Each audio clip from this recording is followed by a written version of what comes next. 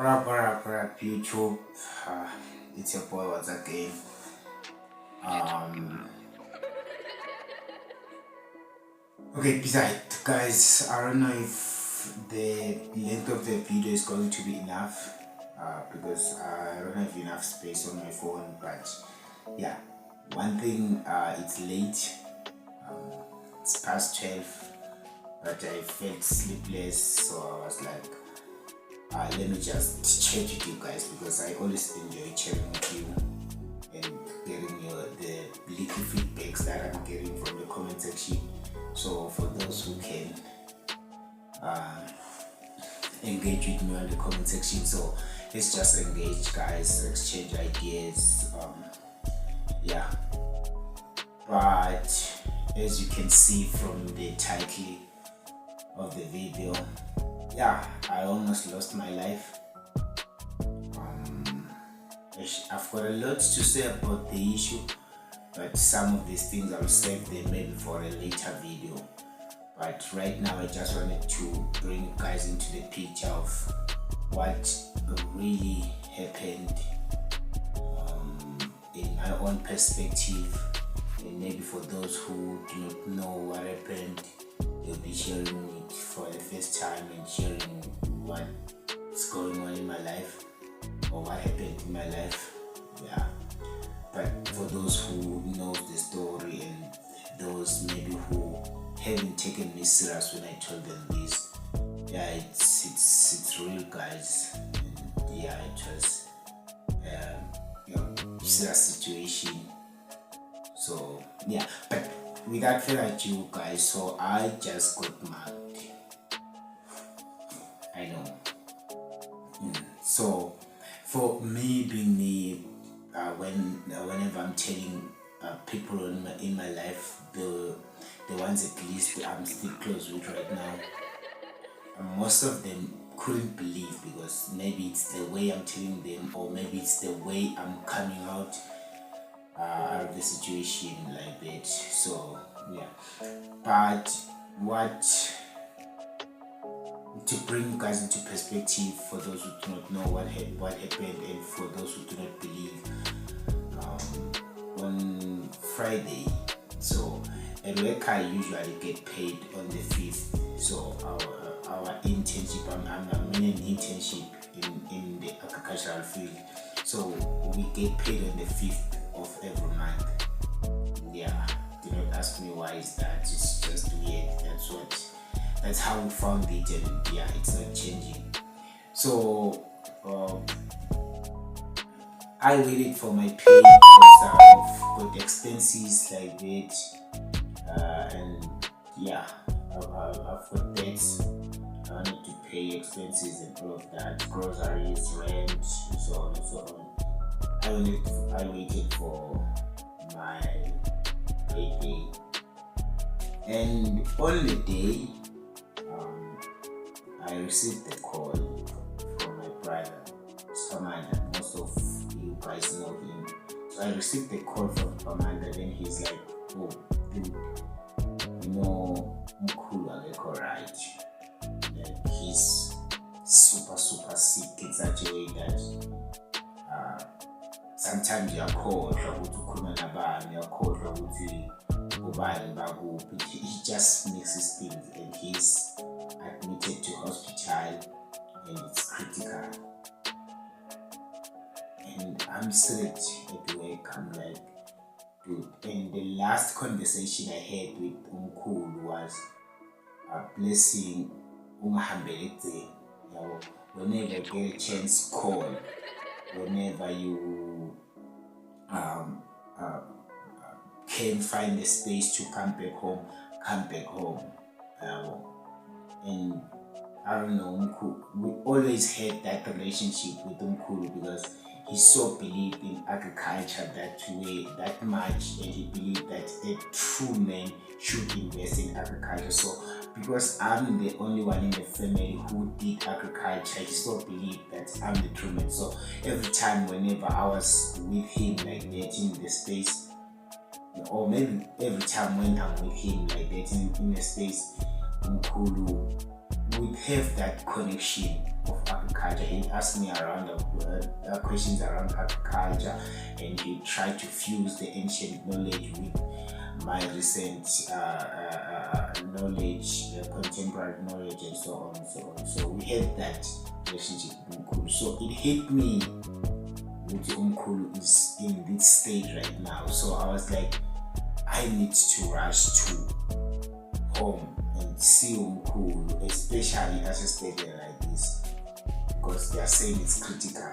So because it wasn't that busy at work, I called my manager and I asked, say, can I at least leave early because it's not busy? I need to see Umkhulu. Like, they are saying it's critical and so on and so on. And fortunately enough, my manager understood and he agreed and gave me like the pass. Then I knocked off early. Okay, maybe not early enough, around, because it was after lunch. So we usually have lunch at work at 12. So it was after 1 to 2. So I knocked off early. Then I went. I came to my room and they packed my bag. Then I was ready to leave. So I left around 4. So I didn't want to catch. The way I usually travel to home whenever I'm moving from here, it's I go to the M12 because I'm staying closer to the M12 freeway. Then I go to the M12, then I hike. I don't know. So, but I hike cars that are going towards Nelspruit. So what I usually do is that I hike a car that will leave me at the T junction from Carolina to the N4.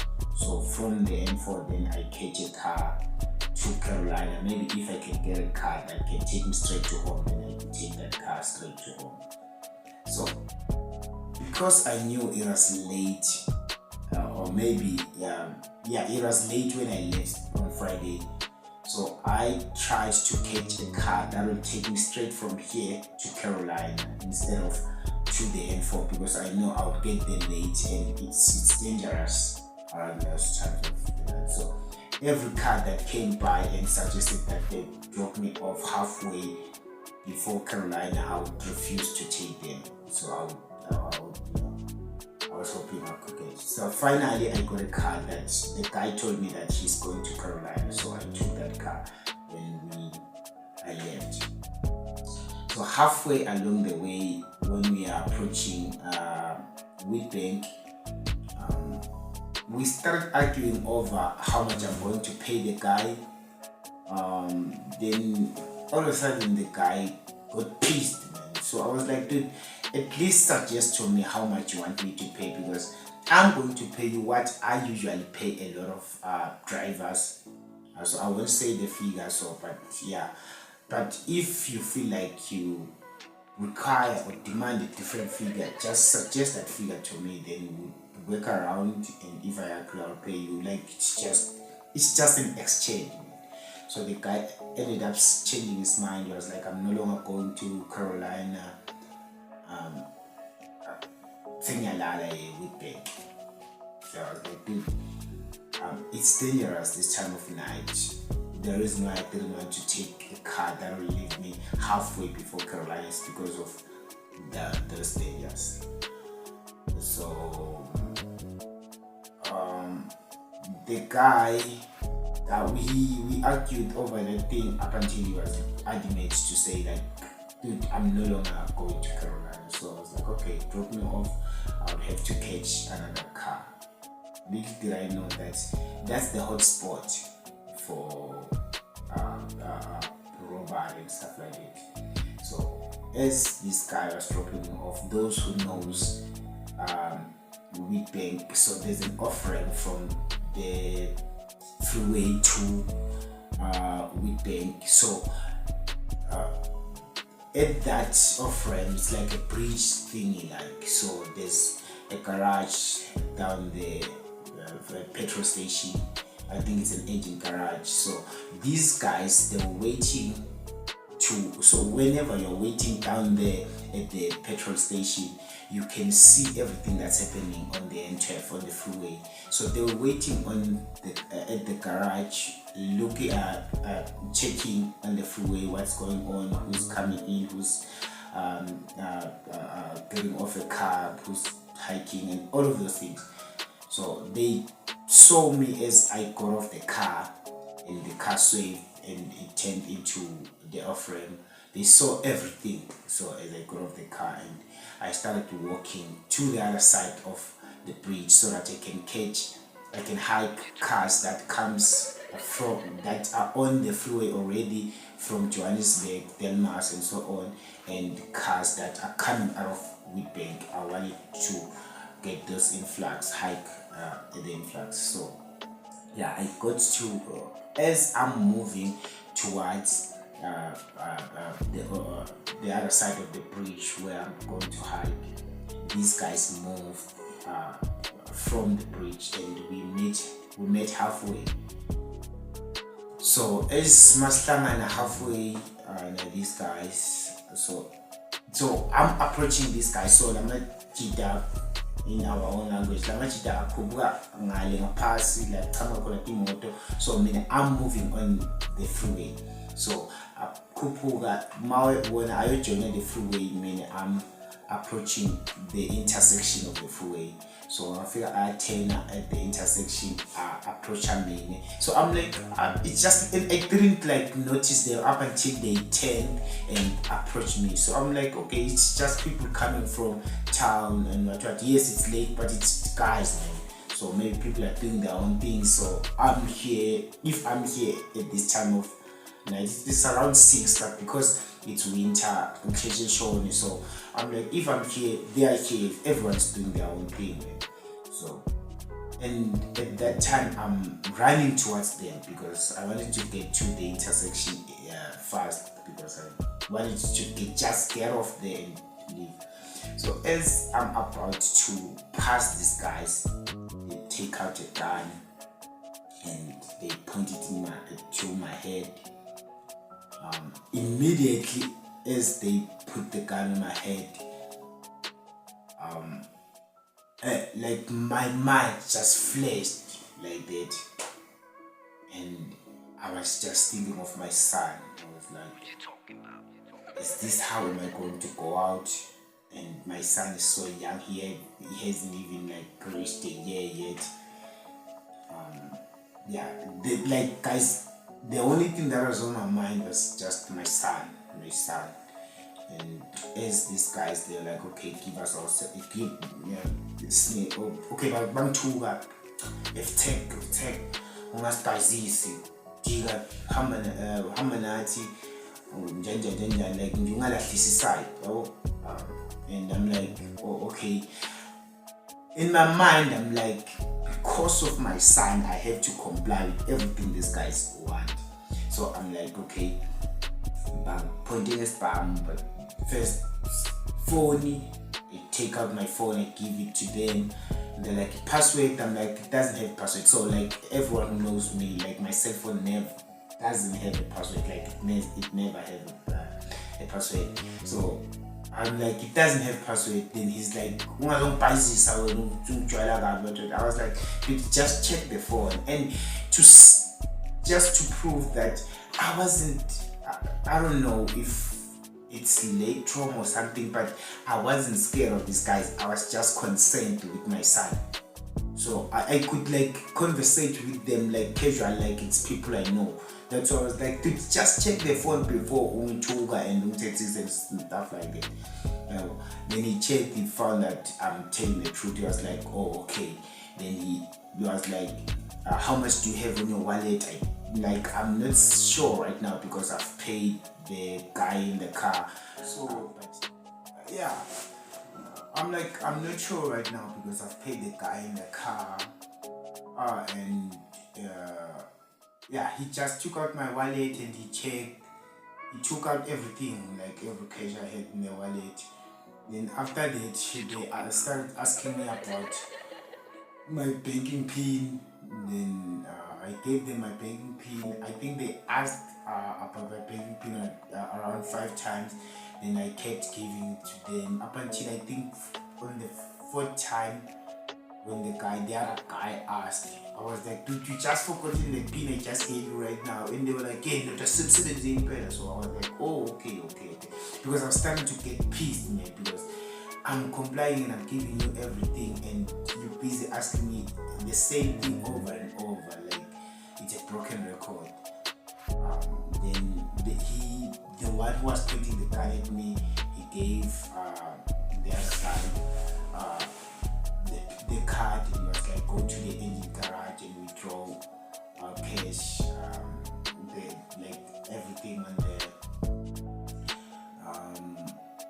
the card, like my salary, because I just got paid around 5 o'clock, then it was 6, then they withdrew the cash, and yeah.